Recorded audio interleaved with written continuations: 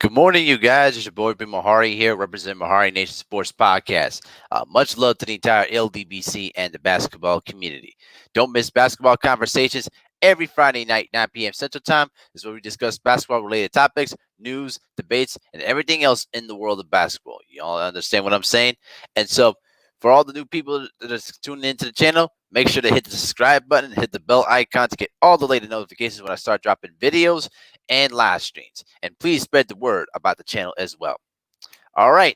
Since we already did a historical perspective video on both Artis Gilmore and Mahmoud Abdul Rauf, this is a special one because yesterday we lost another great player in the NBA.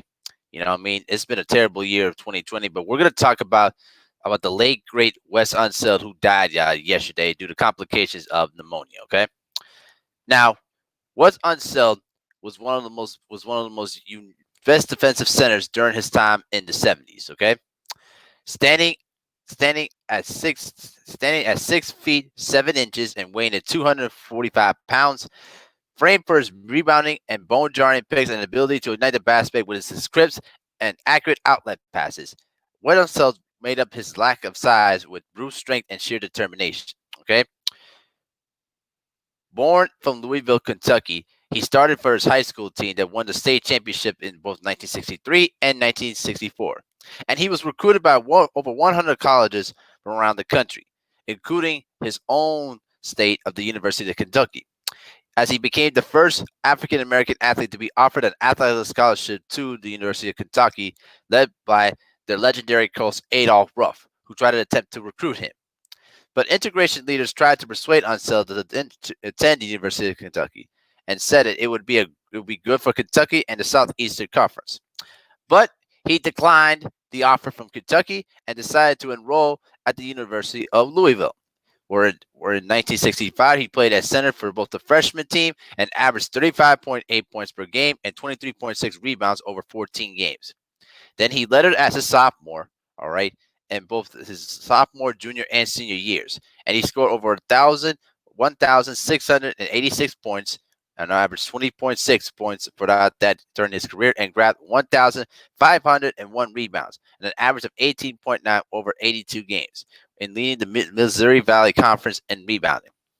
He earned NCAA All-American honors in both 67 and 68, and led the Louisville Cardinals to a 60-22 record during his collegiate career, making the NIT tournament in 66 and the NCAA tournament in both in 67 and 68. By the time his college career was over with, he was the second overall pick by the Baltimore Bullets during the 1968 draft, and he was also selected by the Kentucky Colonels of the old American Basketball Association. All right, but he decided to go for the contract with the Baltimore Bullets, despite offering less money than the Kentucky Colonels would. After signing Unseld, the then owner Earl Foreman proclaimed that this contract represents the most attractive and rewarding contract that has or will ever be signed by any player in the NBA this year. In his first game with the Bullets, he scored 8 points and 22 rebounds in a victory against the Detroit Pistons. Then on October 19th, 1968, he recorded his first double-double by scoring 13 points and grabbing 20 rebounds. All right. As a rookie, he helped the Baltimore Bullets, which finished last place in the Eastern Division the previous year, to 57 wins and a division title. He grabbed 18.2 rebounds per game that year and joined future Hall of Famer Wilt Chamberlain to become the second player to ever win Rookie of the Year and the Most Valuable Player award in the same year. All right, and so basically, the man was shattering rebounding records left and right, and he helped lead his Baltimore Bullets team to an NBA championship in 1978 over the Seattle Supersonics, in which he was named Finals MVP that year. All right. Now, because he was going through degenerative knee problems throughout the majority of his career ultimately was ended prematurely when he retired at the age of 34. All right. And throughout the course of his career, Wes Unseld scored over 10,000 points, all right, only averaging 10.8 points per game throughout his career, and grabbed over 14 rebounds per game with a total of 13,769 rebounds throughout his great career. All right. So one of the things that I mentioned earlier is about Wes Unsel's game is he wasn't a huge center. He wasn't a tall, lengthy center, but his ability to use his bulky size and strength and determination made him a very intimidating person to deal with. All right, and he was one of the first big guys to perfect the crisp, accurate outlet passes that you see in most big guys. Kevin Love is great at those kind of passes too. All right, and so he was able to get the rebound, find his point guard. All right, and then was able to start their fast break to get easy buckets every time, and he was one of the best at that. In 984 games in the NBA, all of them with the Baltimore slash Washington Bullets. All right, Unseld averaged a triple double in points and rebounds throughout his entire career. All right, and for a guy of a small size, he also averaged 3.96 per game throughout his career, which is excellent for a center. All right, and so this was the kind of guy that literally was one of the first two small big men in the NBA, but added a huge impact because of his strength and his ability to use his body and size to really be an intimidating presence. All right, nobody wanted to mess around with Wes Unseld back in the day. You all get what I'm saying. And so after his uh, after his retirement in 1981, he moved into the front office where he served as the vice president for 6 years before becoming the head coach of the Bullets in 1988. He resigned from the coaching after the 94 season with the 202 345 record. Okay. He became the general manager in 1996 and served that role for 7 years, guiding his team to the playoffs once during his tenure as general manager, which was back in 1997 with Jawan Howard, Chris Webber, and Rod Strickland, and Cal Bertini at the helm, along with George Middleton too. But yeah, he was the kind of guy that really didn't talk much.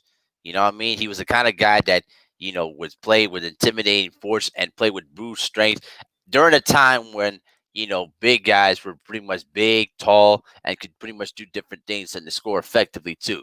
Kareem, with Chamberlain, Thurman, you know what I mean, Bob Pettit, and obviously with Bill Russell in the mix though too.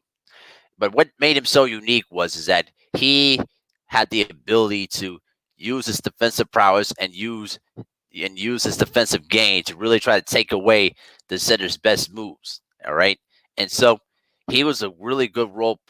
He was really an excellent player for that position during that time. And with him and Elvin Hayes playing together on that front line, they made up for one of the most intimidating front lines during the 70s. You know what I mean?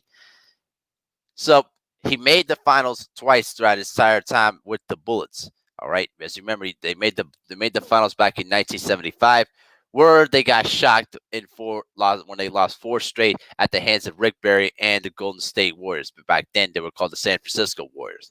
But they were able to redeem themselves in '78 and went on to win the championship. All right, but in the years down the line, way down the line, years later, um, he was going through, various health problems. I think he was also going through, diabetes, various complications with diabetes as well, and and then he went through pneumonia too as well during the same years as well. Now, yesterday, um, Unseld's family announced through the Washington Wizards organization that he basically died due to pneumonia. You know what I mean? And he was a guy that really was basically the heart and soul of that Wizards team. But I should say Bulls team back in the day. And so he had great battles over the years. And during a phone interview that I read through the New York Times, Willis Reed, the New York Knicks legend, had great battles with Wes Unseld during the regular season and during the playoffs. And this is what he had to say: "Quote: You always wanted to make sure that you got a good night's sleep before you played against him. He was the most consciously a rebounder. He could shoot, but didn't emphasize that part of his game, and felt that if he did his job right by getting the defensive rebound and making the quick outlet pass, they would score quickly." End quote. All right. So yeah, man, it was just great that how he was able to be an unselfish player and not worry about his scoring very much, as he talked about it through the times. All right, he said, I should say, Wenzel said, when you throw that outlet pass, you're not going to get the ball back.